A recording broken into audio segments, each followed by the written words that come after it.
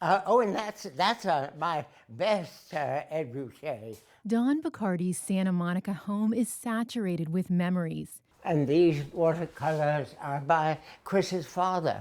Every inch of wall space is covered in artwork, the shelves stuffed with books. This is a picture he did of me.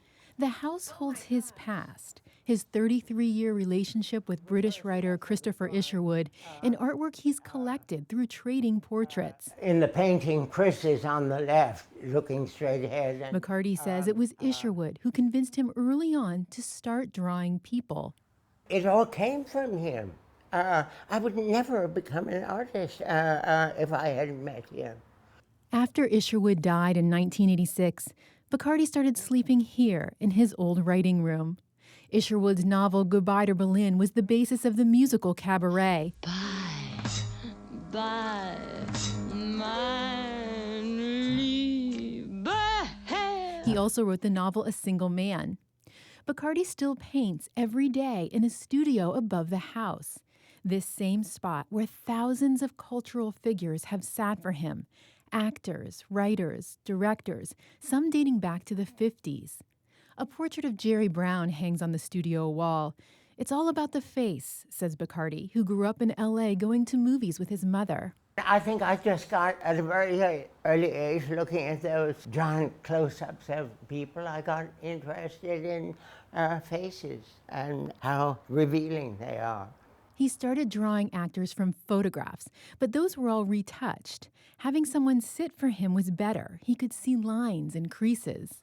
Sometimes the most interesting effects in a face are the effects that are wrought by time. That hasn't always gone over well with his subjects. People are they're gonna say things, I know. Actor Montgomery Clift sat for Bachardy years after a horrible car accident changed his matinee idol looks. Bachardy felt Clift wanted him to restore his beauty. Talk like that. But alas, I'm a portraitist who can only record what I see. I can't make people more beautiful. And in fact, it's more likely to be the reverse, because I put in everything I can see. Isherwood was the first person to sit for Bachardy. They met on a beach in 1953. I was 18 and he was 48. Bachardy says he has no regrets about spending decades with a man 30 years his senior. I've often said that my relationship from Chris saved me. Probably I would be dead by now if I hadn't had a domestic partnership. I think I had a very good chance of dying from AIDS. Their age difference did raise eyebrows, but so did the fact that they were openly gay. We went to a big party in Beverly Hills, and Henry Fonda was there. And he introduced himself to Chris, and I put out my hand, and he turned his back on me. That was quite a put down. Years later, Jane Fonda asked Bachardy to do a portrait of her father, who was near the end of his life. Bachardy says he was nervous. If he remembered that occasion, he didn't mention it, and why should he? It was years before. And also, I think partly due to Jane, his attitude had changed.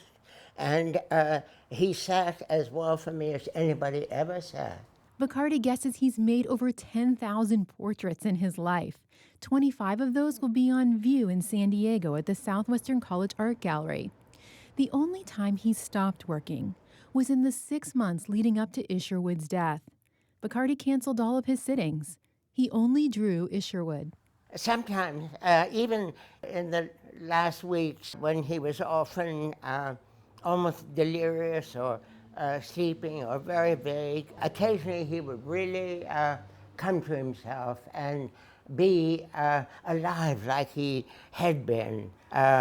And that was very exciting. And of course, I was drawing as fast as I could to catch it, you know.